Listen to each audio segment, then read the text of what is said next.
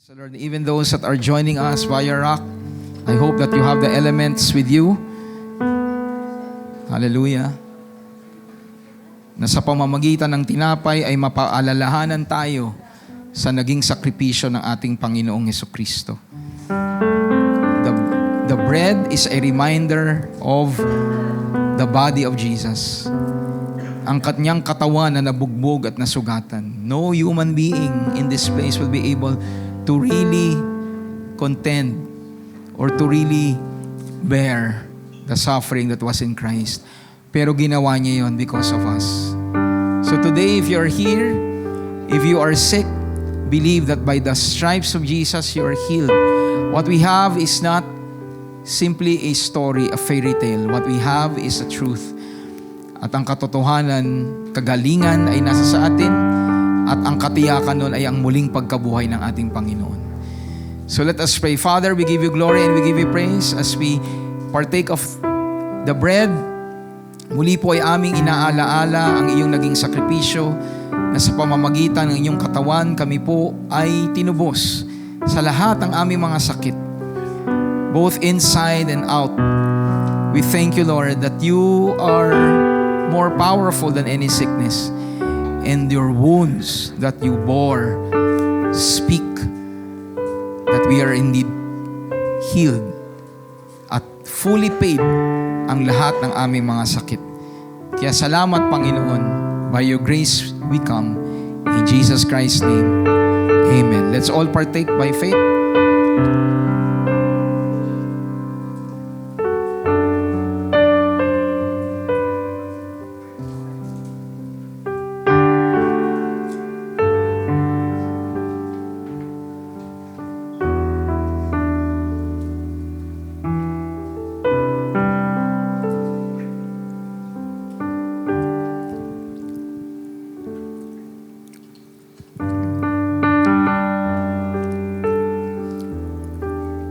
Even as we partake from the cup, Lord, we thank you for the blood of Jesus that is holy, namuhay ng banal.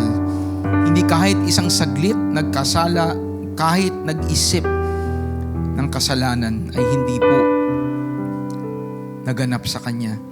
That's why He was the perfect suffering lamb for us. Thank you, Lord, for the perfection that you kept and maintained. That's why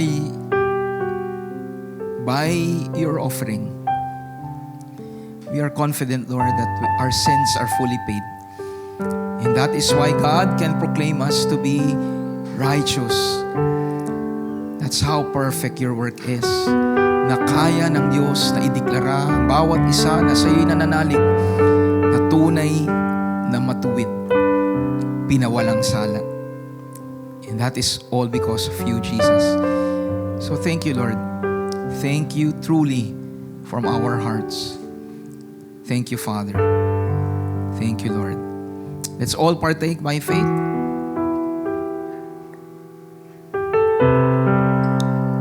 An amazing work that you have done, Lord.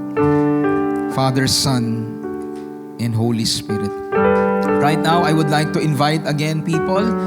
Kung meron po kayong sakit, meron kayong karamdaman, I want you to stand up. Do not be ashamed. No one will judge you and condemn you. Hallelujah. We have been freed from the thought ng isang tao ay may sakit because there's something wrong that he has done. The grace of God is more powerful. So Father God, na habang tumayo ang inyong mga anak, alam ninyo kung ano ang sakit ng mahirapan. Alam ninyo, Panginoon, ang epekto na dumanas ng matinding sakit. Kaya sa mga oras na ito, Panginoon, those that are standing, they are asking for your mercy. They're believing by faith that your grace is more than enough. And the power of your resurrection will cause them to be delivered from all their sicknesses and diseases.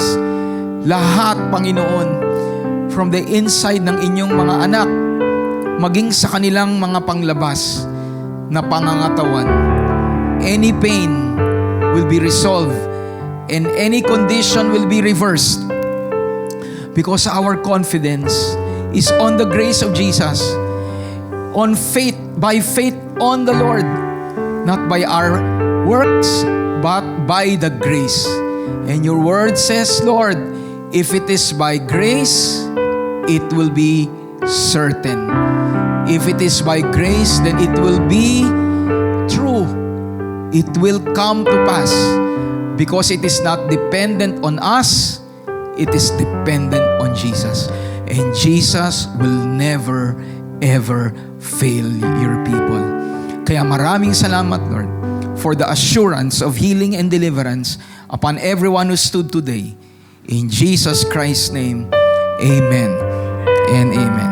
Can we give the Lord a clap offering of praise? Hallelujah. As you are sitting down, pakisabi po sa inyong katabi, I am healed by the stripes of Jesus.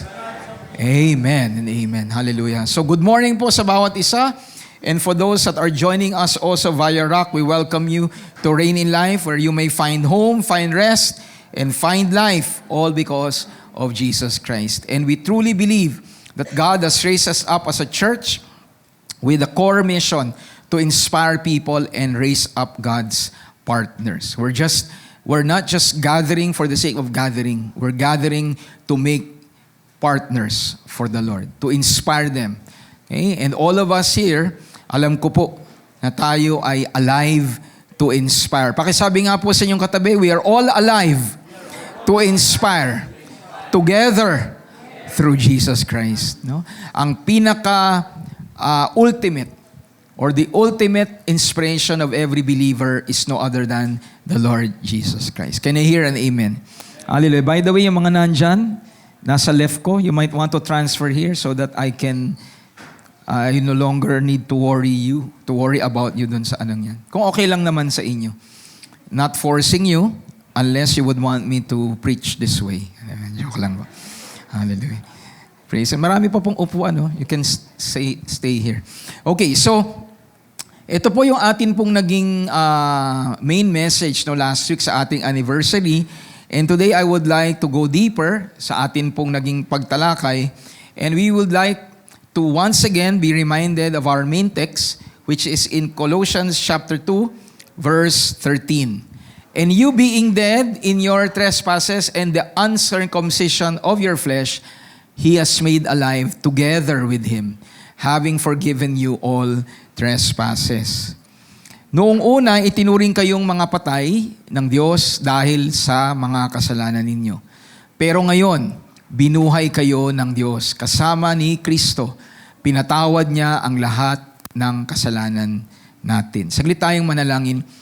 O Diyos, Ama na makapangyarihan sa lahat, muli po nagpapasalamat kami sa inyo pong mga salita na alam namin na amin pong maririnig, matututunan, mapapaalalahanan kami sa pamamagitan nito.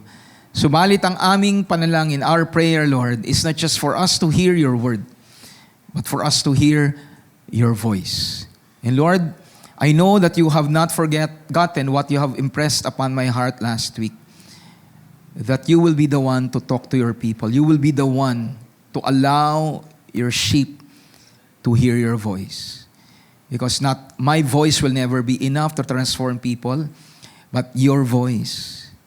When we hear your voice, truly hear your voice, we acknowledge that that is the day of salvation. And that is the day that we will allow our hearts to be softened. Hayaan ang aming mga puso na lumambot, hindi maging matigas. Kaya po, salamat Panginoon sa grasya ninyo sa araw na ito. In Jesus Christ's name we pray. Amen and amen. Pakisabi nga sa iyong katabi, hindi lang ang salita ng Diyos ang iyong maririnig kung hindi ang tinig niya. Okay? Whoever has ears, sabi ni Lord, let them hear what the Spirit is saying.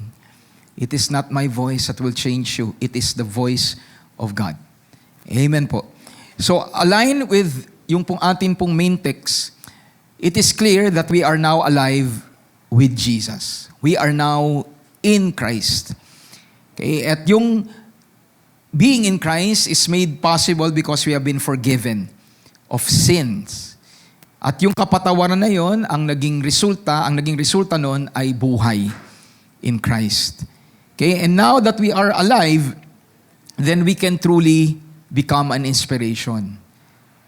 Christ is our inspiration. He forgave us because of what He did. And now that we have received that work of Christ, we are now alive. At may purpose kung bakit tayo buhay. And tayo bilang mga binuhay ng Diyos, we are called to be an inspiration. To inspire people. And when we say to inspire, this is not just casual, no? Good vibes. Hindi ganoon ang inspiration. Even if you spread good vibes, it will not transform people. But it will, if it is an inspiration, if it is something really that speaks to your heart, and you really embrace it with great depth, that is what will cause transformation. Can you hear an amen? And I pray na ma-realize natin that that is what we have received from the Lord. That is what we have received through Christ Jesus, our Savior.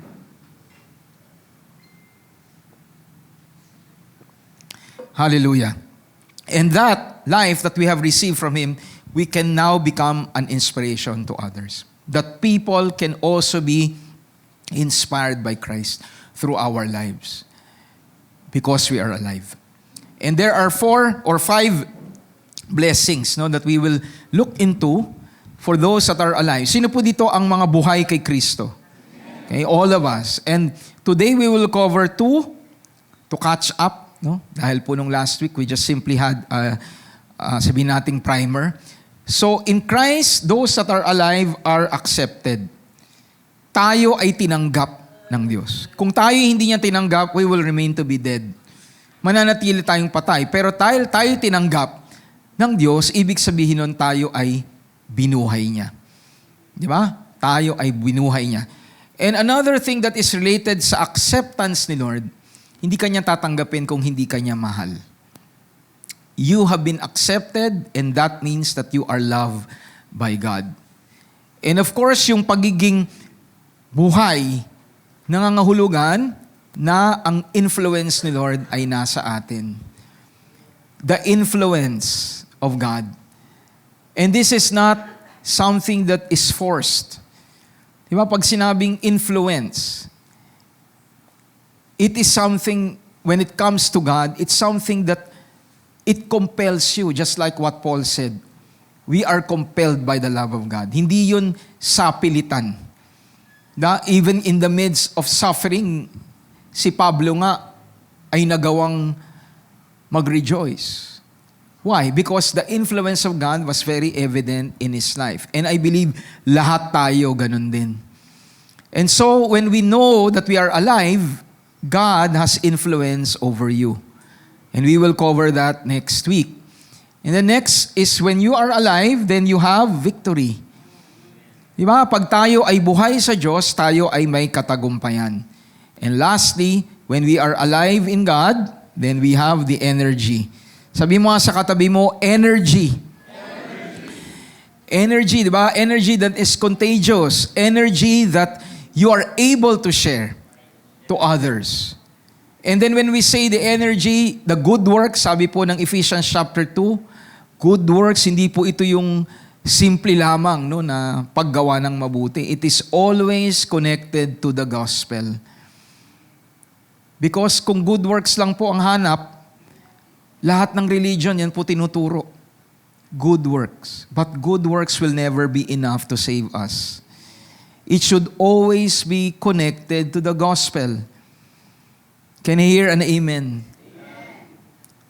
Diba? Kaya wag po natin iisipin na wala tayong pagkakataon to be a blessing. You may not have enough resources now in the flesh, but if you have the gospel and the energy coming from God, you have something to share to others.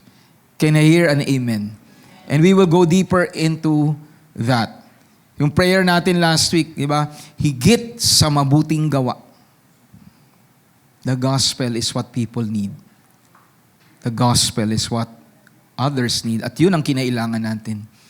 Amen? So today we'll cover acceptance. Sabi nga po natin, acceptance. Okay? At saan natin yan hinango?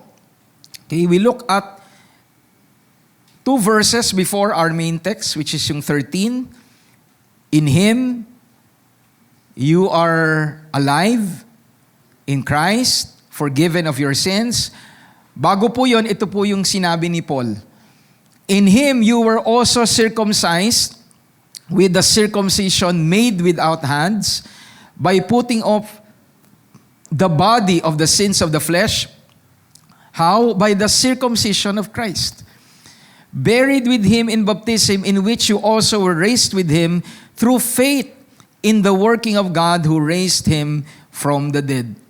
Dahil sa pakikipag-isa nyo kay Kristo, tinuli na kayo. Ang pagtutuli na ito ay hindi pisikal kung hindi espiritual. Ang pag-aalis ng masasamang hilig ng laman, ito ang pagtutuling mula kay Kristo. Inilibing kayo kasama ni Kristo, nang bautismuhan kayo. At dahil na kay Kristo na kayo, muli kayong binuhay na kasama niya. Dahil nananalig kayo sa kapangyarihan ng Diyos na bumuhay sa Kanya.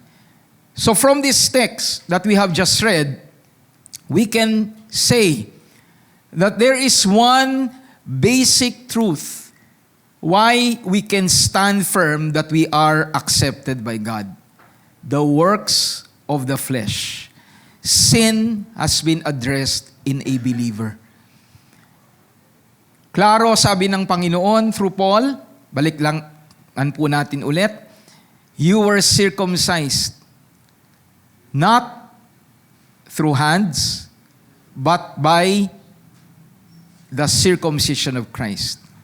And that means through the death of Christ, through the work of Jesus. The putting off of the body of the sins of the flesh, not by physical means, but by spiritual means, through the work of Jesus. At ano po yung sin of the flesh? Of course, it is the works of the flesh, sin.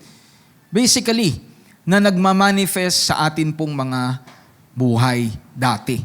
Pero tayo ay tinubos ng ating Panginoong Jesucristo. So, it is clear that based on this text, we are now accepted. Bakit? Kasi na-address ang kasalanan. Sino ang naniniwala na ang pangunahing hadlang sa harapan ng Diyos ay kasalanan? Sin is the ultimate separator between God and man. So kung ang sin ay bayad, kung ang sin ay addressed, walang reason para hindi tayo tanggapin ng Diyos. When you look at the book of Genesis, ang tao ay sinilang na walang sala. That is why when you look at the book of Genesis, particularly chapter 1 and 2, God was enjoying fellowship with man. Kapiling ng tao ang Diyos. God would be walking in the cool of the day with Adam. He was, as if, kung babasahin po ninyo ang Biblia sa Genesis 1 and 2, ganun na lamang sila talaga ka-close ni Lord. Why? Because walang sin. Sin was not the issue. Pero when man sinned, what happened? God needed to separate man from Him. God needed to distance Himself from man because of sin. So now, sabi po ng Biblia, we are now removed from the sins of the flesh. How? Through Jesus Christ. Palakpakan nga natin ang ating Panginoon. At ang ginamit po ni Pablo is using the analogy of circumcision kasi dati ang tingin po ng mga Gentiles and yung mga hardcore legalist Judaizers would say na hanggat hindi natutuli na pisikal ang isang tao, hindi sila bahagi ng lahi ng Diyos. So sinabi ni Pablo, higit sa pisikal na pagkatuli, ang inyong tinanggap ay pagkatuli sa pamamagitan ni Kristo Jesus. And we all know, no, for the sake of explaining things, so and I hope that you won't take offense of this, no? We all know that in circumcision of the flesh, there is a portion of the flesh that is removed. At hindi tatanggalin yon kung hindi po iyon makabubuti. Nandyan pa po ba kayo? What is being removed is, medically speaking, is something that will benefit the person. It will not be a waste of energy and resource kung gagawin yun for the sake of just doing it. There is something that is being removed that is not appropriate, that is not going to be helpful in the long run. At dito, sinabi ni Pablo, yung pagtanggal na pisikal sa flesh is just like removing sin in our lives, which tells us that sin will never benefit you. Sin will never bring you good. Can I hear an amen? Kaya kinailangan nga ang Panginoong Jesucristo, and we have the greatest circumcision of all. Bakit? Ang ibinigay ni Kristo, yung buong katawan niya. Not just a portion of His body. His entire body. Pastor, siya yun eh. Siya yun. Ano ang ating benefit doon? Ano po ang sabi? You are in Him through the circumcision without hands. In verse 12, you were buried with Him. You were raised with Him. So kahit na itong mga bagay na ito, hindi tayo physically present. We were not there when Christ died. Even when Christ was baptized, wala tayo doon. Sino po ba ang nando doon ng mga panahon na yun? Pakitaas po yung kamay. Di ba wala tayo? Pero ano pong sabi ng Biblia? Christ who was buried, Christ who was raised, we were with Him. We were with Him. Pastor, paano naging posible yun? Ang sagot doon is through faith. Through faith. Pakisabi nga po, through faith. So tayo'y nananampalataya. Hebrews 11, the evidence of things unseen, the substance of the things that we hope for. Hindi natin nakita yung pagkapako ni Cruz, yung baptism ni Jesus Christ. Pero by faith, ano sabi ng Biblia? Ginawa niya yon kasama tayo. Palakpakan nga natin ang ating Panginoon. So, what we're basically saying is, since we are now in Christ, how? By being with Him through faith, we are no longer separated from the God of life. Kaya pag nakikita natin yung krus, hindi lang natin titignan yung krus na si Christ pinako sa krus. Si Jesus Christ naghirap para sa akin. Hindi. Hindi lamang. Yes, that is true. Pero hindi dapat hanggang doon lang. Kung hindi sabihin natin na nang nakita ko at naalala ko na si Kristo'y napako sa krus, kasama ako nang pinako siya. Amen. Kasama tayong pinako ni Christ. So kaya sinasabi ni Pablo, hindi nyo kailangan yung physical na circumcision dahil kung tutuusin, yung laman ninyo mismo ipinako na sa krus. Kasama ni Jesus. How? Through faith. Nakita tayo ng Panginoon, one of these days, isisilang ka. At alam ng Panginoon, isa lang beses, pwede niyang ialay ang kanyang buhay. Kaya ang Diyos na nakikita, ang nakaraan, ang pangkasalukuyan at bukas, sinama niya na tayo. Are you listening po, church? Sinama niya na tayo kahit 2,000 years ago nangyari. Nakita na ni Lord. Isisilang itong Carmelo Pitok na to. At isasama ko ang mga kasalanan niya. Dahil minsan lang ako maghahandog. Bibigyan ko siya ng pagkakataon sa pamamagitan ng pagkapako ko para sa Kanya. At dumating ang araw na dumating ang gospel sa akin, tinanggap ko, at naniwala akong sinama ako ni Kristo nang ipako siya sa krus ng Kalbaryo. And that is why I am no longer in sin. That is the power of becoming a believer. Kaya ang sabi ni Pablo sa Romans chapter 6, you are no longer alive in sin. You are dead to sin. But you are now alive in Christ. Pakisabi nga sa iyong katabi, dahil kay Kristo, pakikipag-isa mo sa Kanya, hindi ka na muling mapapawalay sa Diyos ng buhay. Diba? And we just pray that we will continue. As long as you're there, God will not separate Himself from you. Can I hear a big amen? So yung with Christ is the death and resurrection and even the life and baptism of Christ. He went through those with us. Kaya maiiba po ang tingin niyo sa krus. Maiiba ang iyong pananaw pag ito'y naintindihan natin. Hindi lang pala si Christ ang pinako doon, ako din pala. Amen. So, He went through that for us. So, kung walang sin, accepted. And because we sinned, but we are now forgiven. Na-address ang sin, ano ang result? Acceptance. God now accepts you. Amen. So we say now, praise God, Pastor, that sin has been addressed.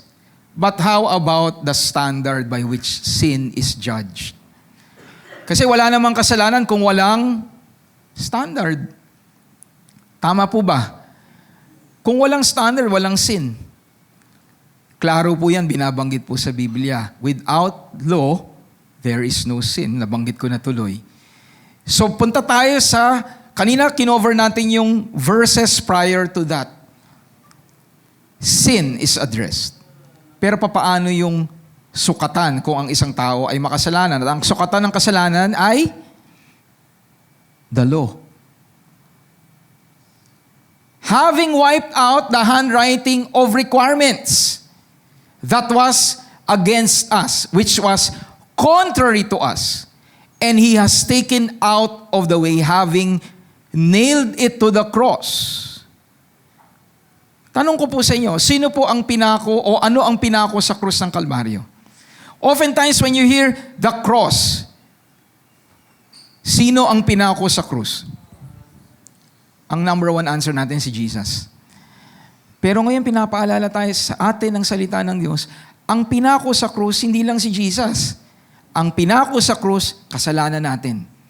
At hindi lang yon, the law. The requirements have been nailed to the cross. At sabi po, contrary to us.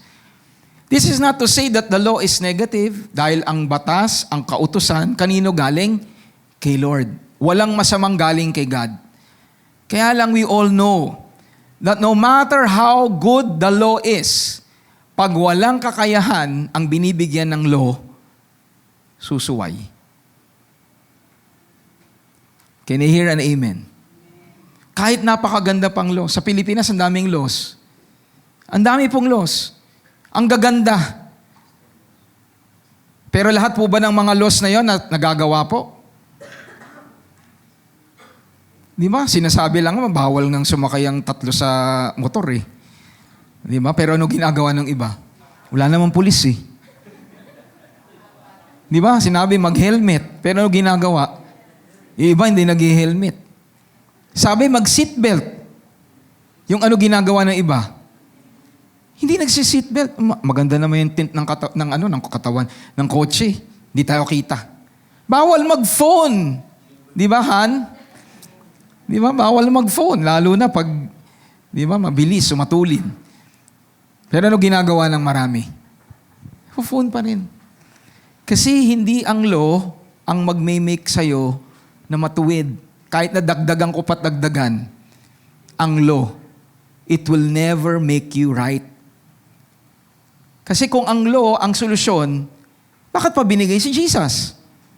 Di sana dinagdagan na lang ng dinagdagan ni Lord ang law. Kaya ano ginawa ni Lord? Let's look at the text. Hindi po ito opinion ni Pastor Mel. This is what the Bible teaches us. Having wiped out, you are forgiven of all your sins. Verse 13. You are in Christ. You are in the Lord. You are with Him. Having now wiped out all the handwriting of requirements that was against us. Basahin na nga lang po natin sa Tagalog. May pananagutan tayo dapat kanino po? Kanino po? Sa Diyos. Kaya wag po kayong masyadong ibabother ng kaaway. Pag kayo pinapaalala niya sa inyong mga kasalanan, wala po tayong utang kay Satanas. Our obligation, our debt is before God. Kanino tayo may pagpakautang? Muli po, sa Diyos. Our debt is before God. Pero ano sabi? May pananagutan tayo dapat sa Diyos dahil hindi natin matupad ang utos. What was the solution? Inalis ito ng Diyos. How? Sa pamamagitan ng pagkapako ni Kristo sa krus. Kaya hindi na tayo, parurusahan. Palakpakan nga natin ang ating Panginoon. Let this speak to you. Sabi ng Panginoon, I did not come to give you more laws. I came to fulfill the laws. I came to fulfill your failures, your shortcomings of the law. Are you following me, church? So I pray na ma-realize natin, thank God, Lord, salamat, bayad na yung aming mga kasalanan. Pero Lord, papaano naman yung basihan? Kung mananatili yung basihan at hindi yun natupad, paulit-ulit kaming mahatulan dahil hindi nasunod yung standard. Nakukuha po ba natin mga kapatid? So now, our acceptance, when Christ fully fulfilled the requirements of the law, He guaranteed now our acceptance. He fully addressed the demands of the law. Sino po naniniwala ang law demanding? Basic characteristic ng law, mag-demand. Ang law demanding. Sabi mo nga sa katabi mo, the law is demanding. Hindi mo na kailangan ng formal na demanda. Diba? If you're living legalistically, if you're living under the ways of the law, it will always demand. The moment na sabihin kong bawal humikab, di ba? The moment na sabihin ko, timing ba yan, Jen? Pag sinabi kong bawal humikab, pag humikab, walang lunch. It now entails what? A demand. It now puts a pressure on you na kahit na inaantok ka, hindi ka hihikab. Bakit? Ayaw mong hindi kumain. Because the law demands. Papaano kung antok na antok ka, Jen? You don't have the capacity to resist it. And that is what we are trying to explain. There are two things that are against us. Number one is something that is evil. Obvious. What is the first thing that is against us? Kaya tayo may parusa. Dati, yung wala si Kristo. The letter S. Ano yun? Sin. Sin is the primary reason, di ba? That is against us. And number two, based on what we are discussing, there is another thing that is against us. Hindi dahil evil to, I-explain ko po sa inyo, the law is not evil. The law is good. And I'll explain later, deeper pa. Pero, ang truth, kung wala si Christ, itong bagay na ito against us. And what is that? The letter L. The law. Kaya madalas po nag-SL yung mga tao dyan eh. Di ba? SL. Di ba? Nagsisick leave. If you are living according to sin and living a legalistic life, definitely you will feel weak. Kaya ang sabi ni Lord, those who are weary and heavily laden, I will give you rest. At anong rest yung sinasabi niya doon? Vacation? It is rest against the demands of the Pharisees. The teachings of the Pharisees. The legalistic way. Sabi ni Lord, I did not come to put more burdens on you, but I came to give you rest. So pakisabi nga sa inyong katabi, do you feel like sick and you want to leave? Diba? Sick leave. Diba? Remember that Christ has addressed both these things. Can we give the Lord a clap offering of praise? So I'll just dwell more in explaining the law kasi many truly do not get this. The law is perfect. There is nothing that will come from God that is not perfect. But the problem is kung kanino binigay. Kung kanino binigay. At natutuklasan natin sa Lumang Tipan, the reason why God gave the law is so that man will know that he is a sinner. Kung walang law, walang sin. Diyan po sa tapat po ng 7-Eleven, alam ko pong marami pong suki dyan, di ba? Diyan sa may 7-Eleven. May stoplight po dyan, di ba? May stoplight dyan. Alam mo, pag green, go. Pag stop, red. Pag red, stop. Pag green, go. Pag yellow, bilisan ng konti. Parang si Pia kahapon, yellow na! Bilisan. Baliktad, di ba? Dapat mag-minor eh. Okay? So yun pa, di ba? The law has so many interpretation. But let me just go back to my analogy.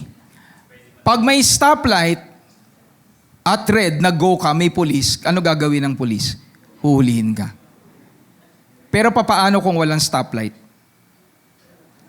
Kung may gustong tumaan na tao, merong sasakyan, nagbibilis, ano po mangyayari? Pwede po bang pumito ang pulis at sabihin, you committed an infraction? Titikitan kita. Pwede po bang gawin ng pulis yun? Bakit? Wala kasing law. Pero alam natin, if that will be the case, that will be chaos. Alam na ginagawa ng tao, pwede siyang mapahamak. Amen ba? So in the goodness of the government, naglagay ng stoplight.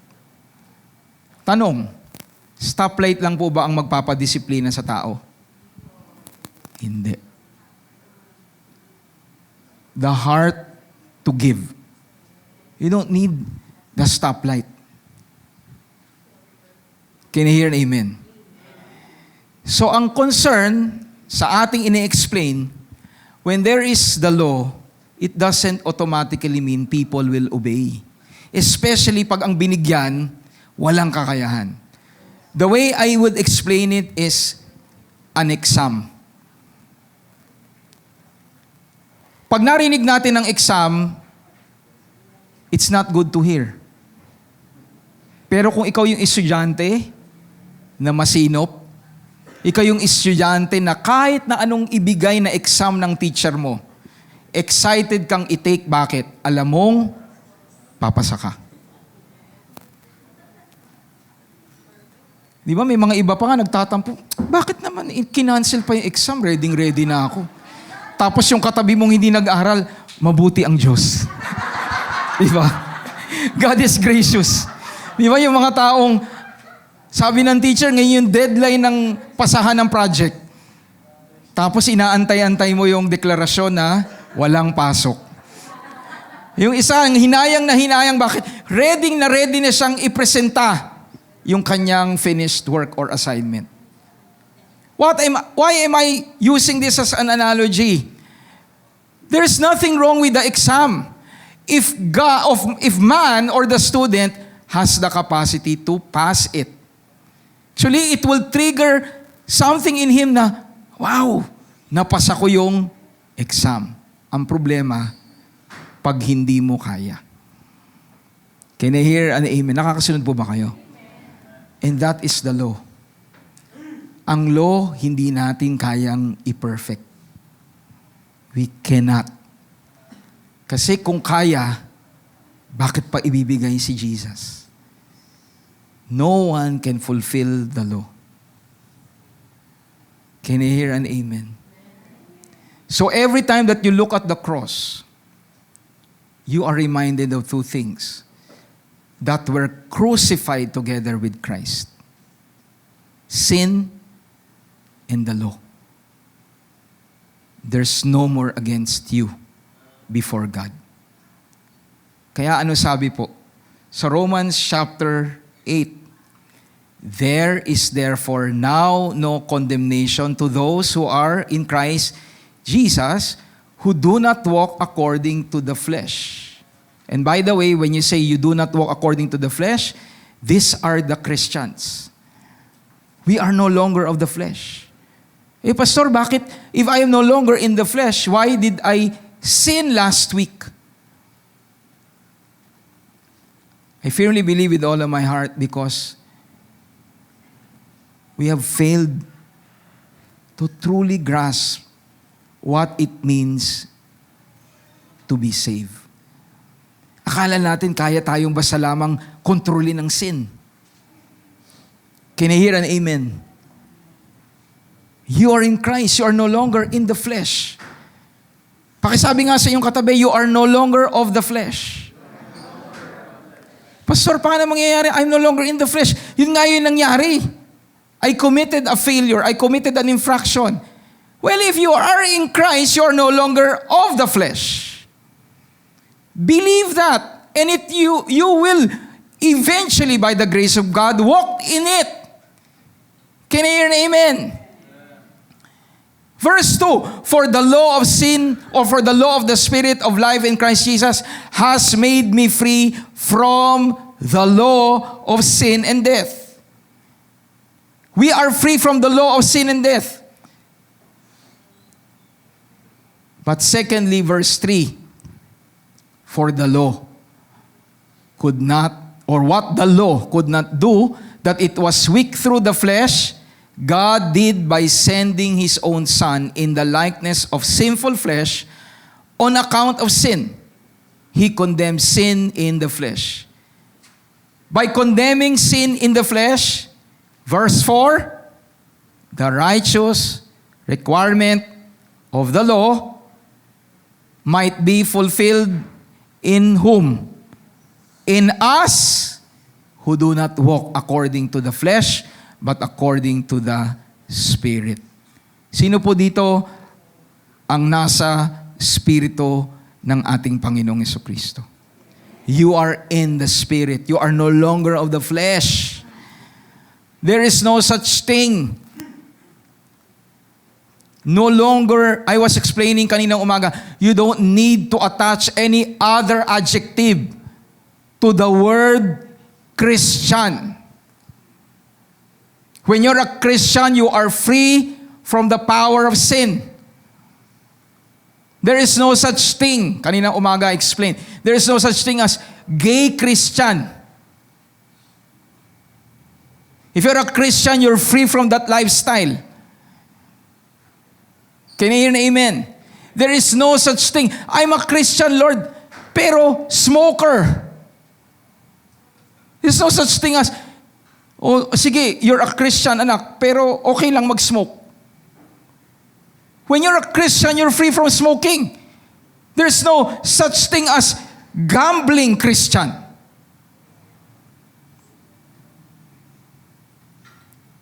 Risk taker, meron. By faith. Hallelujah. Bakit? You take risks by faith, but not gamble. Can you hear an amen? There is no such thing as, meron bang a Christian who enjoys pornography? I go to church, pero I compromise by viewing things that are pornographic. There is no such thing. You are already crucified in Christ. Can I hear an amen? In the grace of Jesus Christ, you and I were already free from the works of the flesh and from the law that gives strength to sin. Sabi po ng scripture, the strength of sin is the law. Pag may law, may tendency to sin. Pag walang law, walang sin. Once again, is the law evil? No. Pero we understand na pag wala ang kakayahan, law is against you. Can you hear an amen? Pero what did Jesus do? The righteous requirement of the law is fulfilled in us. Sino po yung in us? Those that are in Christ Jesus. Pakisabi nga sa iyong katabi, sin and the law are addressed in Christ. Can we give the Lord a clap offering of praise? Hallelujah. So there is no more condemnation, but full acceptance from God, who is perfectly just through Jesus Christ. Perfectly just si Lord. He cannot honor the work of Jesus. He cannot ignore it. Kasi the moment na i-ignore ni Lord ang ginawa ni Jesus, that is unjust. Let me say that again. Pag in-ignore ni God ang ginawa ni Jesus, that is unjust. Bakit? Naparito si Jesus para bayaran ang ating kasalanan. Walang matuwid na tao. Bawa, ako, kay Kuya John, meron akong pagkakautang. Nalaman ni Kuya Randy na may utang si Pastor kay Kuya John. Ang ginawa ni Kuya Randy, umutang din. Hindi. Ang ginawa ni Kuya Randy, binayaran niya yung pagkakautang ni Pastor. So, ang tanong ko po, bayad na po ba yung utang ko kay Kuya John? Bayad na po ba? Example lang po ito, wala po akong utang. Bayad na po ba? Kung nalaman nyo, bayad. Tapos nabalitaan nyo, sinisingil ulit niya ako. Makatarungan po ba yun? Na binayad na yung utang ko, hindi ako nagbayad, pero may nagbayad na iba. Pero ginagawa niya, sa akin niya sinisingil ulit. Makatarungan po ba yun? He has to honor the payment of Kuya Randy. Because if he doesn't, that is unjust. Kaya ano ginawa po ni Lord? Nang bumaba si Kristo, bayad ang mga kasalanan mo. Bayad ang pagkakautang ko. Past, present, future. That's why when you come to God, God treats you justified, accepted, because of Jesus Christ. Can we give the Lord a clap offering of praise? Sige po, malakas sa palakpak para sa ating Panginoon. That's how powerful the gospel is. Can you say to your seatmate, no more condemnation, but full acceptance from God. Hallelujah. Sabi sa Romans 3:24-26,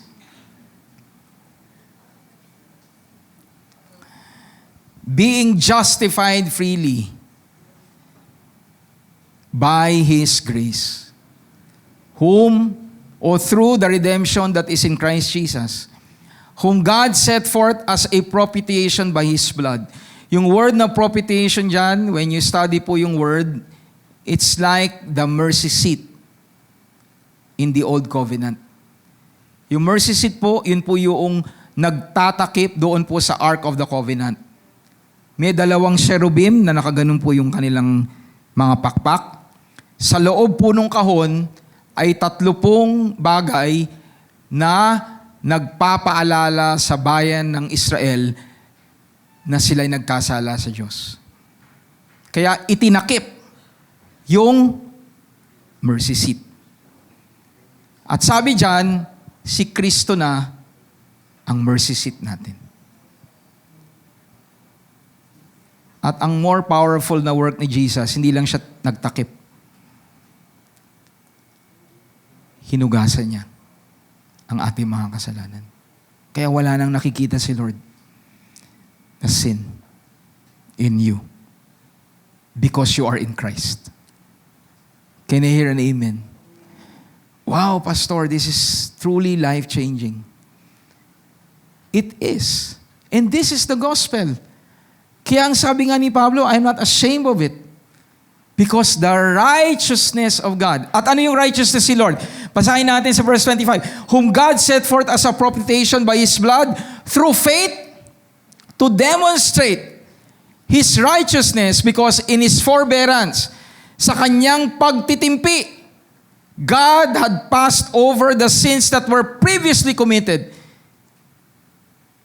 Ano yung previously committed? Pertaining to the sins of the old.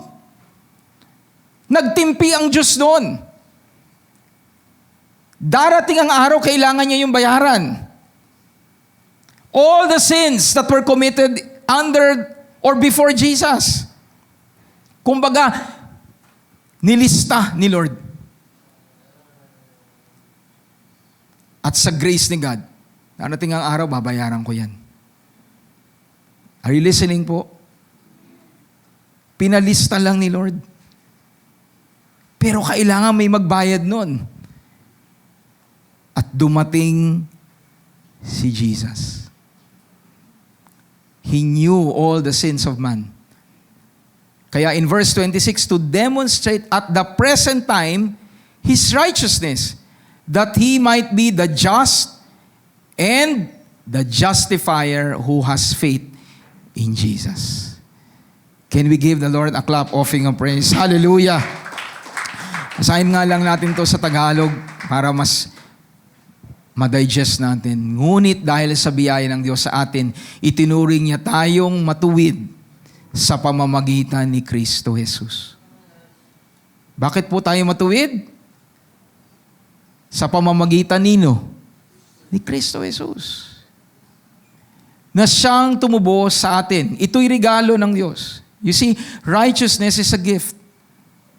Sino po dito ang nais ng regalo? Lahat tayo, hindi masasabing ayaw kong regalo. We want gifts. And the greatest gift that God gave you is righteousness in Christ. Bakit tayo mahihiya?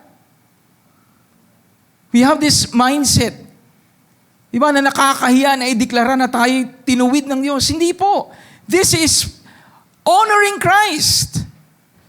And it is by faith that we declare that. It is not based on what we see on ourselves. It is based on what Christ has done. Can you hear an amen? This is how we truly honor Christ. To truly trust His perfect work for you. Isinugo si Kristo sa mundo para ialay ang kanyang buhay nang sa ganon mawala ang galit ng Diyos sa atin. At sa pamamagitan ng kanyang dugo ay mapatawad ang ating mga kasalanan kung sumasampalataya tayo sa Kanya. Ginawa iyon ng Diyos para ipakita na matuwid siya noong unay nagtimpi siya at pinalampas ang mga kasalanang ginawa ng mga tao. Kahit na dapat sana'y pinarusahan na sila. Isinugo niya si Kristo para ipakita sa kasalukuyan na panahon na matuwid siya. Bakit siya matuwid? Kasi yung mga kasalanan dati, may nagbayad. Can you hear an amen? Dahil sa ginawa ng Diyos, pinatunayan niyang matuwid siya. Bakit siya matuwid? Binayaran yung mga kasalanan dati. Can you hear an amen? At hindi lang yon. Sabi diyan, maging sa pagturing niyang matuwid sa mga makasalanang sumasampalataya kay Jesus. Sino naman po ang pinapatungkulan niyan? Tayo. The past and the future. Together. In honor ni Lord ang ginawa ni Jesus. And that is why you and I are fully accepted. And everyone says, Amen. Pakihawakan nga yung kamay ng iyong katabi. Sabi mo sa kanya, you are fully accepted before God. And everyone says, Amen. Can we give the Lord a clap offering of praise? So I hope ma-realize natin to. And one thing that I'd like to further emphasize, only, praise God, justified is to show to be righteous. God was the one who justified us. Ginastify ka niya. Hindi dahil sa nakita niya, nagawa mo, kundi dahil sa pananalig mo kay Kristo. Amen.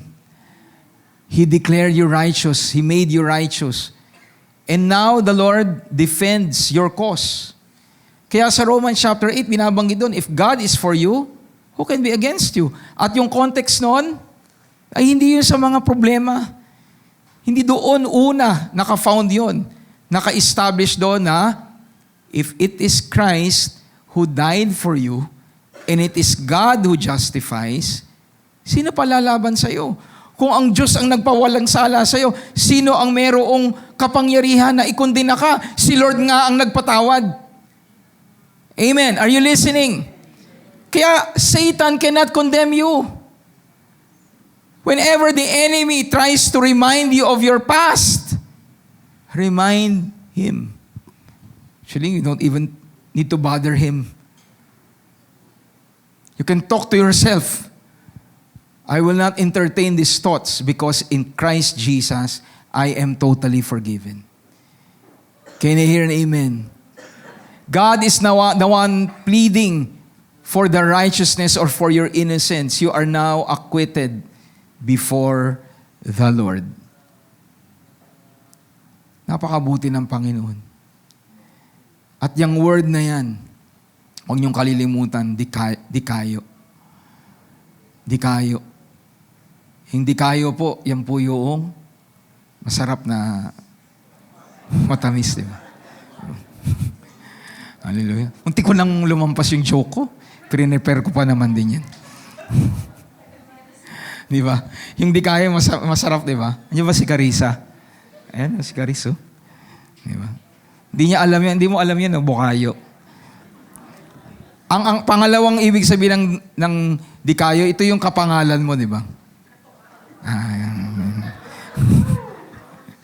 Sabi ni Carissa, sabi niya, yung teacher niya daw, parang ginamit niya sarili niya, pero parang gusto niya sabihin, ako yun eh. Yung, ako lang yung natatawa sa joke ko. Yung teacher niya daw, ganun. So sabi John, going back, that in Christ, you are now justified. You are now accepted before God. Can you hear an amen? So, as before we have our offering, only by God's grace, available in Jesus Christ, we have been justified and declared righteous before God. Pakisabi nga muli sa katabi mo, ikaw ay pinawalang sala. Ikaw ay matuwid na dahil nananalig ka kay Hesukristo at sa ginawa niya para sa iyo. And everyone shouts, Amen and Amen. Before we have giving, kanina I was reminded, when Christ was crucified at the cross, what was the result? Nung ipinako siya, anong kasunod na nangyari? Ano nangyari po kay Jesus nung siya ipinako sa krus? Namatay. Christ died at the cross. Ano po ang kasamang pinako kay Jesus? Sin and the law. So crucifixion led to death. If sin was crucified, then sin is already dead. If the law was crucified, then the power of the law is already free from us. Can you hear an amen? And when we say the law is free from us, it is not that we will not honor God through the law. But you know in your heart that the law can no longer be used against us because Christ fulfilled it. And God honors that. Kaya nga niya tayo dineclare na righteous na kasi alam niya hindi na dependent sa ating pagsunod. Ibig sabihin po ba nun, hindi tayo susunod? Of course not. Sa mga tunay na buhay ang Diyos sa kanilang buhay, nais na malugod ang Diyos. Can you hear an amen? Pero it is not based on a struggle, but it is based on what Christ has done in your life. And everyone says, amen. Para pong, kanina I was using the analogy of an examination. Sa test, kung ikaw ay nag 100% sa exam, pag inulit yung exam, the same exam, mape-perfect mo kaya ulit? Mape-perfect mo kaya ulit? Bawa, binigyan ka ng quiz, 1 to 10. Nasagot mo lahat. Perfect. Pag binigay ulit ng teacher, eksaktong exam, masusunod po ba natin? Magagawa po ba ninyong pumasa at ma-perfect ulit? Huwag na po kayo mahiya. Sabihin niyo siyempre. Di ba? Alam mo na yung sagot eh. You already went through that exam. So, the likelihood of you will not be perfect is close to none. Can you hear amen? Nagawa na kasi. Ang tanong, sino ang gumawa ng kautusan? Sino ang nag-fulfill ng law? Sino po? Si Jesus. Jesus fulfilled the law. Nasaan si Christ ngayon? Nasa si Christ. Opo, nasa langit siya. Pero, nasa buhay natin. So kung ang nakatira sa atin, perfect sa law, if the one who obeyed the law completely is in you, you can now submit your life to follow the Lord. This is the good news. Alam mo sa buhay mo, perfect yung ginawa ni Christ. Unlike sa iba, nang isip nila kailangan pa nilang i-perfect. No. Believe by faith that Christ, who lives in you, who perfected the law, is in you. That's why when the Lord gives you a word, you won't resist. You will hear His voice and you will follow His commands. Hindi dahil hindi pa na-accomplish yun, kung hindi alam mo na perfect na yun ni Jesus na nakatira sa'yo. And everyone says, amen. Can we give the Lord a clap offering of praise? Sige, malakas po na palakpak. I hope we all realize this. Amen. Kaya nga po, even the way we deal with people, forgiveness, you go to Christ. Christ forgave you. The one who forgave you is in you. So we cannot claim that I cannot forgive anyone. You cannot. Why? You're in Christ. Can you hear an amen? It would be difficult if you will be relying on your strength. Pero if you are living in faith in Christ, you will be able to live according to what Jesus has done for you. Kaya ang sabi nga ng Panginoon, anong kaibahan if you do good to those who do good to you? Sabi ni Lord, even the Gentiles or those who do not have a relationship with God do that. So what did Jesus say? This is what I say to you, those who follow me. Love your enemies. Lord, mahirap. Well, if you trust in your ability, it would be difficult. Pero remember, Christ who loves His enemies, that was you before, na mahal ka niya, mamamahal mo rin ang mga kaaway mo. Because Christ fulfilled it already in you. That is the good news. That is the gospel. And everyone says, Amen. Praise God. Pinagpala po ba tayo ngayon? Amen. So let us now go to our offering muna so that you can take a breather para hindi ko na po kailangan sabihing bawal humikab. So let us just, for those who want to give, okay, today is second Sunday and we will be focusing on benevolence. Let us pray. Father, we give you glory, we give you praise for the opportunity that we are gathered together again as your people. And we thank you, Lord, for being mindful of the needs of our brothers and sisters who have needs. And today, Lord, we want to be a channel of blessing to them. You want us, Lord, to be generous just as you are generous. Beyond the tithe that belongs to you. You want us, Lord God, to be generous givers.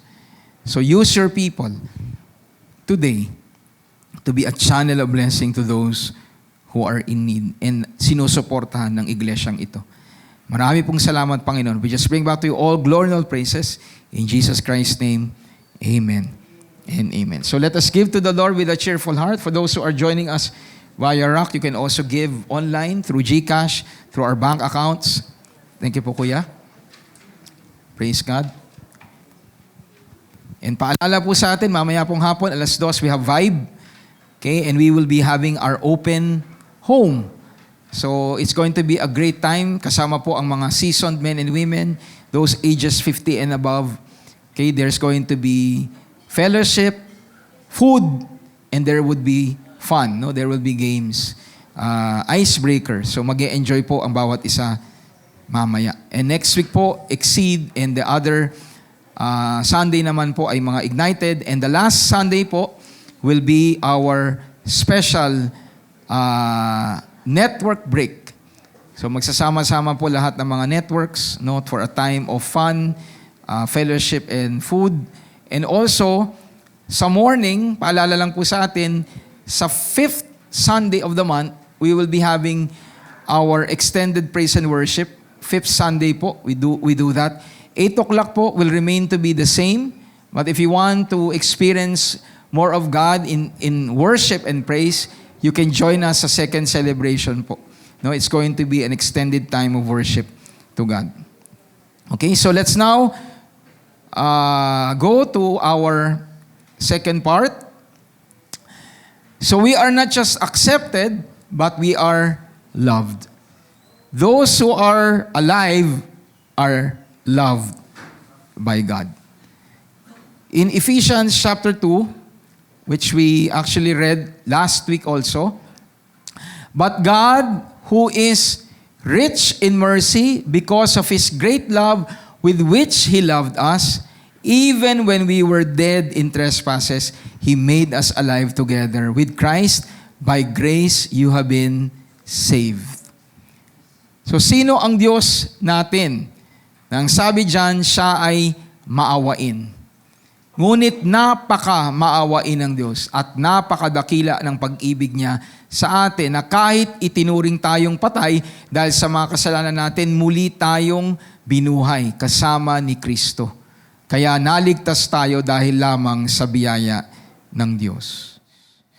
So we are indeed alive because of the love of God which He extended in Christ despite of our previous predicament.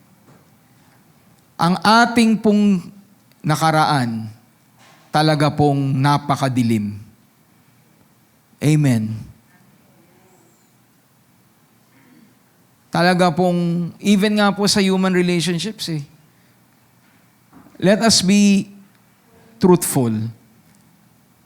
Generally speaking sa tao, when you learn a past that is negative, it causes you to be cautious. The past that is negative, it affects you. It affects people. Tama po ba? And God knew our ins and outs. Ang asawa mo, anak mo, kaibigan mo, pamilya mo, maaaring meron silang mga alam na kasalanan o kahinaan mo or whatever, pero they do not know entirely the ins and outs of your life. But there is someone who knows everything about you.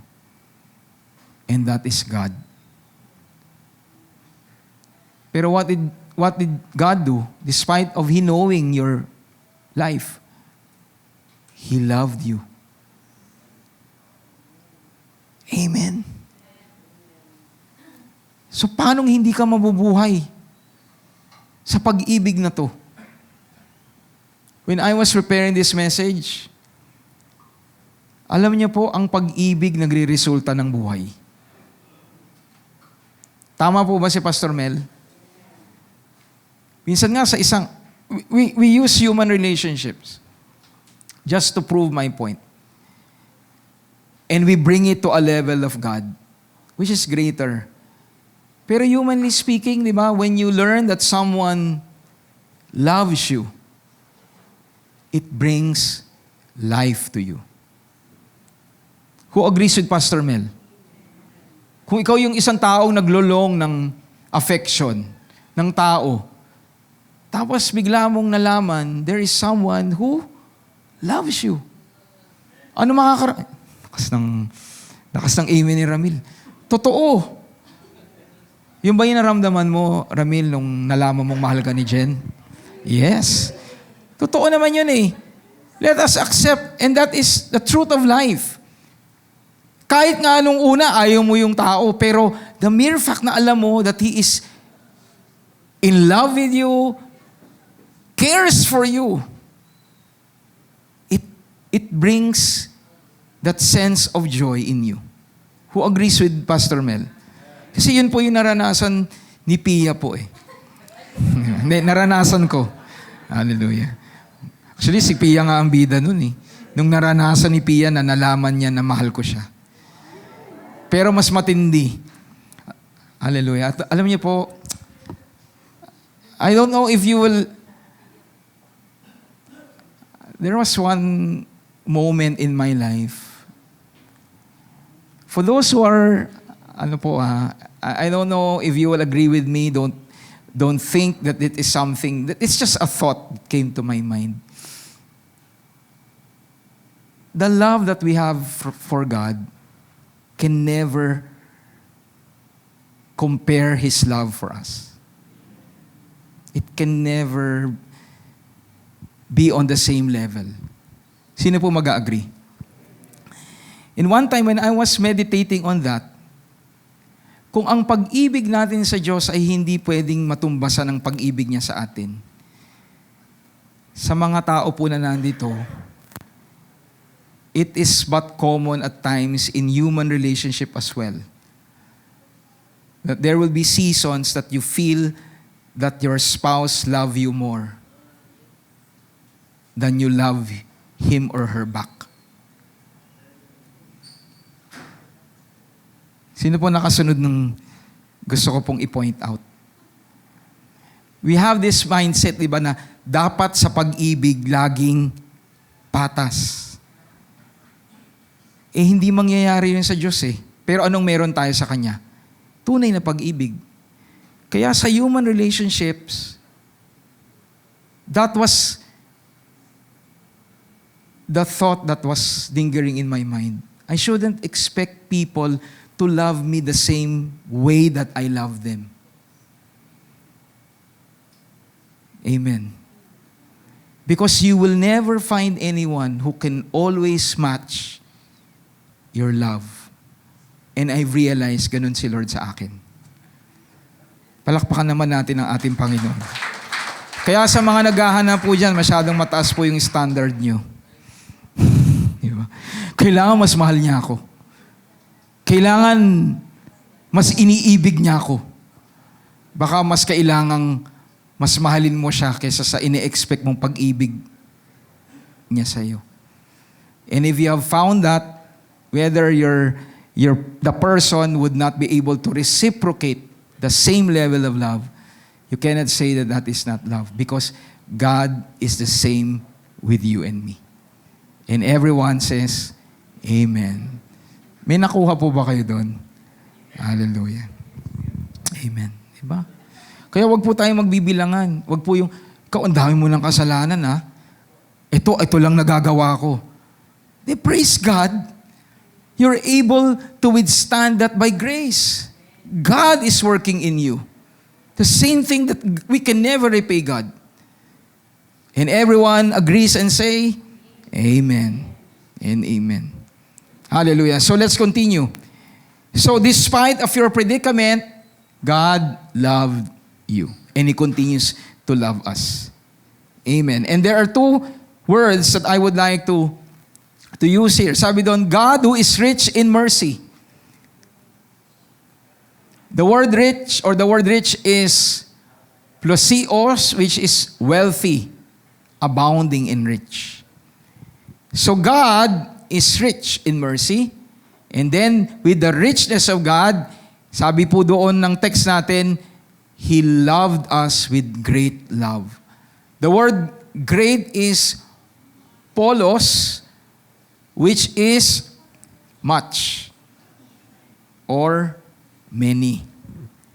So this word, two words, lead us to say that since God is exceptionally rich, those in Christ Jesus can expect only great things from Him. And through, or from Him to, and through our lives. Let's expect great things because God is a rich God. Amen po. At in-emphasize ni Pastor Mel, to us and through us. To us and through us. Pakisabi nga po, to us and through us. God is exceptionally rich. At yung word na great love, or yung word great is size and frequency. Sabi nga natin, size and frequency. Pag sinabing great is the love of God, how big the love of God is. But not only how big or huge the love of God is, it is also very frequent. So kahit na ang Panginoon, pinadama niya yung ultimate love niya by giving Jesus to us at the cross. Yun na yung foundation eh. There are things that He does every day to show to you that He loves you. Can I hear an amen? Let us not be forgetful of that. Sa mga nararanasan mo sa Panginoon, yan ay pagpapakilala na mahal ka niya. Can you hear an amen? At pag dumating yung doubt, you go to the foundation of your love. When Christ gave Himself for you. And everyone says, Amen. Parang sa mag-asawa po yun, di ba? There will be moments in your life that you would want to really feel, extend your love. And then there will be times na parang, minsan in the weakness of the flesh, would try to calculate things. Diba? Na parang ako na lang ang nagbibigay, ganito na lang, diba? And then there will come a point in your life, teka lang, naalala ko, 25 years ago, humarap kami sa altar. Naka-laminate pa nga. Yung aming marriage contract. Mabalik ka doon at maalala mo pinag-isa kayo ng Panginoon. Mawawala yung iyong mga pains and you realize that you were chosen by your spouse. Can you hear an amen? Ano po, ganun din po sa amin eh. Kaya mahalaga po yung time, I'm always reminded of that, yung ordination. When I was formally ordained, there will be times in my life that I will feel discouraged. Pero pag naalala ko, tinawag ako ng Panginoon, pinili niya ako with the support of the congregation. Despite of my experiences, mapapaalala ng Panginoon sa akin, I made a commitment to be with you from the time that I called you. Sino po nakasunod nun? Ganon din sa Panginoon. Huwag natin i-equate yung mga experiences natin, pero kung meron tayong nararamdaman at nararanasang mga mabubuti sa Diyos, yun ay pagpapadama na mahal niya tayo.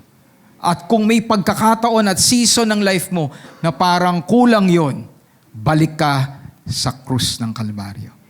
And everyone says, Amen. Can we give the Lord a clap offering of praise? I'm almost done. I would like to end with the result of love. Ang pag-ibig ay nagre-resulta ng buhay. I mentioned a while ago, when there's love, there's going to be life. And when we say life, it's being alive. It's having that joy and peace to live. Let's look at what Jesus said sa John 15, na familiar na maraming sa atin. If you abide in me, basahin na po natin sa Tagalog, kung mananatili kayo sa akin at ang mga salita ko'y mananatili sa inyo, ipagkakaloob ko ang anumang hilingin ninyo. Napaparangalan ng aking Ama kung namumunga kayo ng sagana at sa ganitong paraan ay naipapakita ninyo na mga tagasunod ko kayo.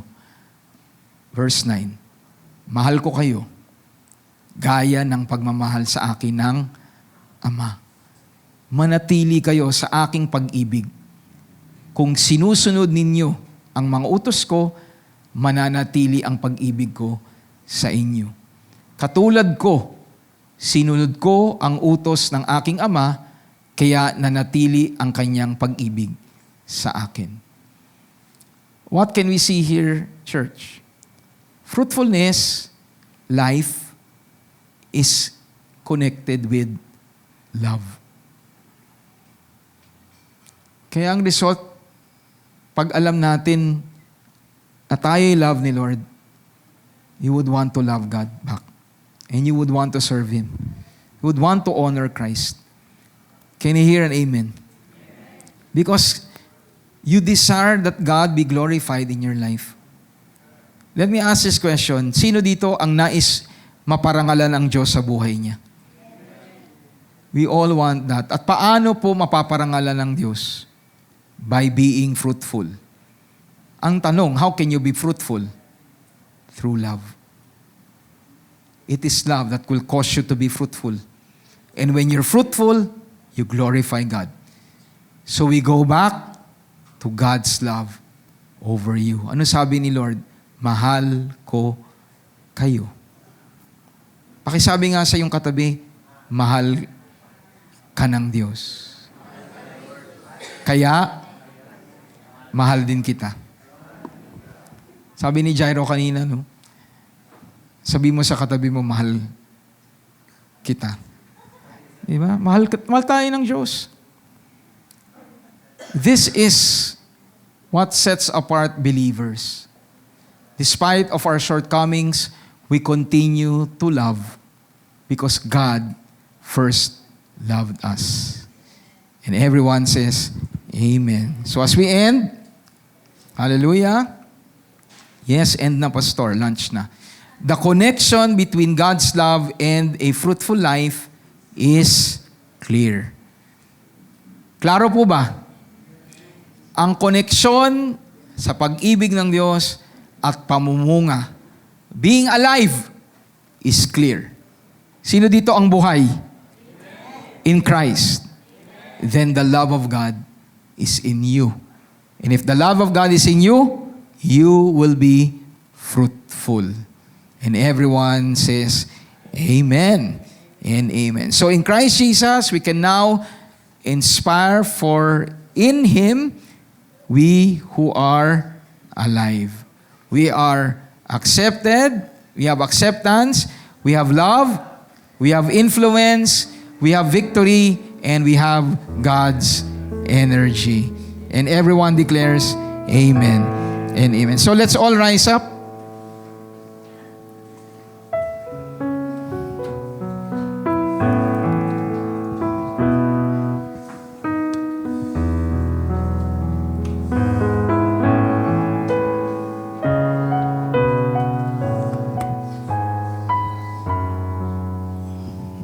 As we sing this song to the Lord, let us be reminded that our acceptance is the Lord Jesus.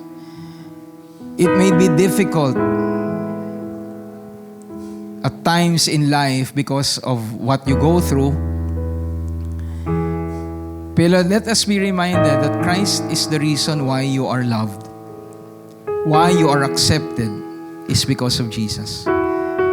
So today, Father, as we have heard your word, we pray that your voice is so clear to us that we will be able to lift up our lives in complete surrender and devotion, that you have called us. We are forgiven because you were forsaken. I am alive because you died. Let's declare this to God. Thank you, Lord.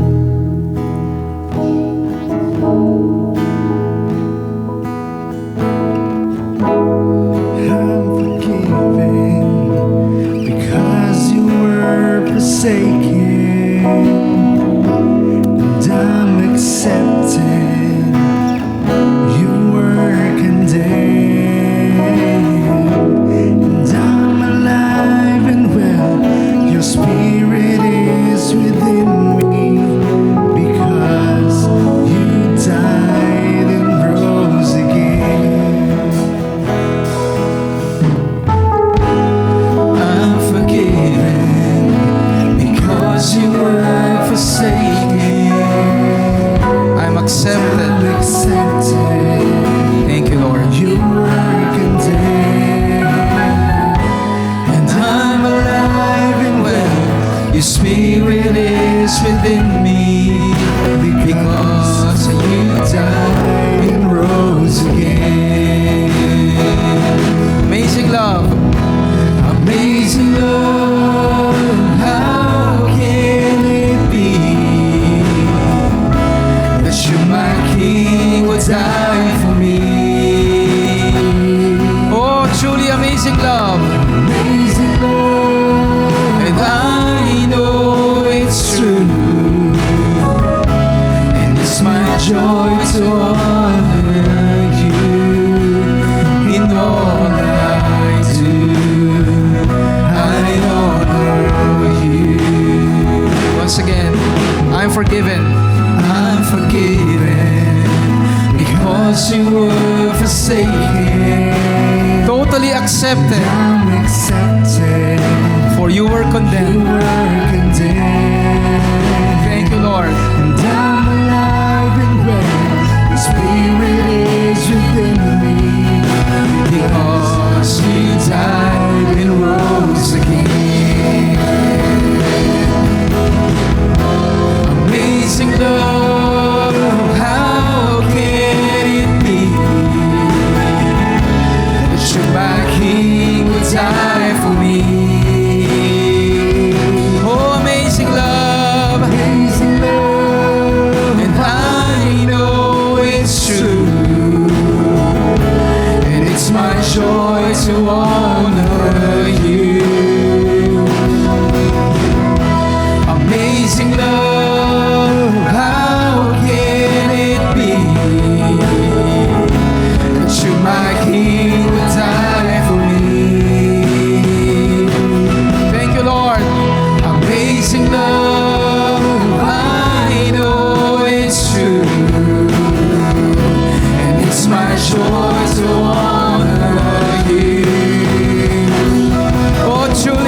it's amazing. How can it be that you, my King, would die for me? Amazing love, I know it's true, and it's my joy to honor you in all I do. I honor you.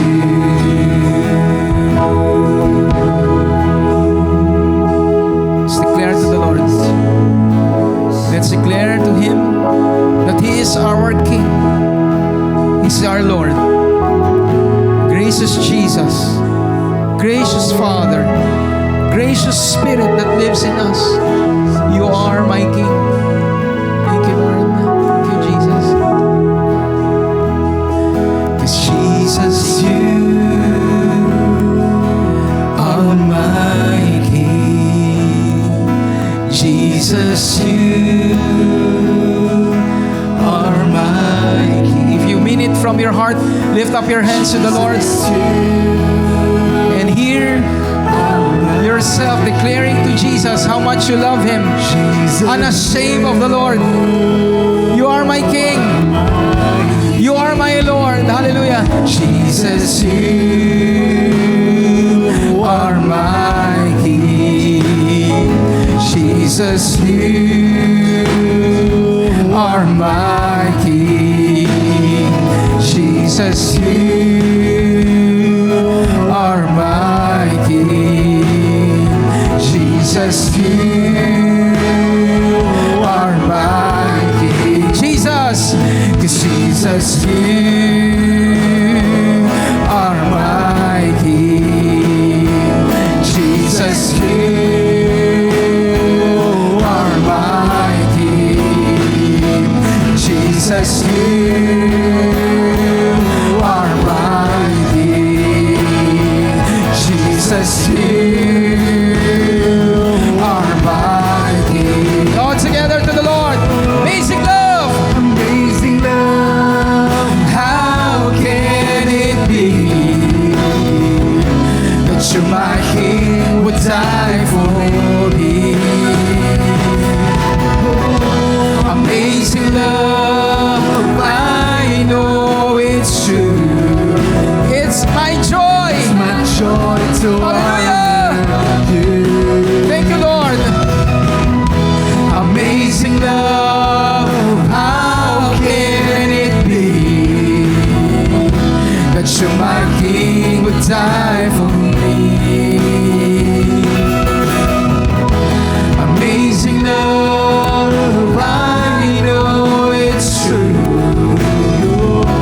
and it's my joy to honor you in all I do. I honor you in all I do. I honor you in all I do.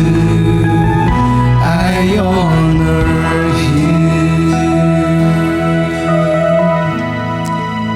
Yes, Lord, this is the prayer of our heart. Not just the confession of our mouth, but the prayer of our heart, Lord. That indeed, with all the things that you have done, hindi man namin mapantayan, masuklian ng buo ang iyong ginawa, because that will never happen. But we honor you by simply accepting your grace towards us. And only by truly opening our hearts to your acceptance, that we truly will find rest, that we'll truly see ourselves be free from any struggle, because we are accepting your acceptance of us. Lord, burahin po ninyo sa isip ng nandito at maging sa lahat na naka-join via rock na meron pang ibang kailangan para kami ay tanggapin ninyo. There is nothing of such sort. You have proven by by overcoming sin and by fulfilling the requirements of the law, we are fully accepted before you. And allow us, Lord, to rest in that. And not only that, Lord, we are indeed loved. We are indeed loved. Ang love na meron kami mula sa iyo will always be greater than what we can give to you. We will never come to a point, Lord, that we will be able to really match your love towards us. And the truth is, you know that. Alam mo yun. Pero what brings you joy is for us to believe and accept that love towards us. Tayuan ang pag-ibig mo. Kung sa context ng tao parang one-sided, you really don't mind. Because that is who you are. Pero everyone agrees. When we truly accept and understand that love, we will love you back. We will love you back. Not out of compulsion, not out of fear, but simply because nag-o-overflow ang love mo. Kaya binabalik namin sa iyo. Nag-o-overflow ang pag-ibig mo, kaya binabahagi namin sa kapwa. Kahit na sa mga hindi karapat-dapat. Kahit sa mga taong nagkasala sa amin, we are able to love them because of your love towards us. So truly, your love, your acceptance, your influence, your victory and energy cause us to be alive. And because we are alive, we are here to be an inspiration to the world that we live in. Salamat, Panginoon. We appreciate what you have done, and we will continue to appreciate the joys, the acts of kindness and love that you continue to give your people. Salamat, Panginoon. We just bring back to you all the glory and all the praises in Jesus Christ's name. And everyone says, Amen and amen. Thank you, Lord. Can we all lift up our hands towards God? Hallelujah. The Lord bless you and keep you. The Lord make His face to shine upon you and be gracious to you. The Lord lift up His countenance, His smiling face, and give you shalom, peace. I declare the grace of the Lord Jesus Christ, the agape, the unconditional love of our Father, the fellowship, the communion of the Holy Spirit to be upon you, upon your family, biological and spiritual family, even the kids, kung may mga kids po. Hallelujah. As a family, as we all together proclaim the gospel of our Lord Jesus Christ to people that are around us. Even to cities in Metro Manila and the Philippines, and even to nations, opening ways for us to be a channel of blessing. In the name of the Father, and of the Son, and of the Holy Spirit, in Jesus Christ's name, and everyone says, Amen and amen. Hallelujah. Pakisabi nga po sa inyo pong katabi, we are part of God's family kingdom, for we are highly favored, greatly blessed, deeply loved, all because of our King in us, the Lord Jesus Christ. And everyone shouts, Amen and amen. Pakisabi nga po, we are part of God's family kingdom, for we are highly favored, greatly blessed, deeply loved, all because of our King in us. And everyone shouts, Amen and amen. Hallelujah. So for those who have connected with us via Rock, remember, reign in life through Jesus Christ. We love you with the love of the Lord.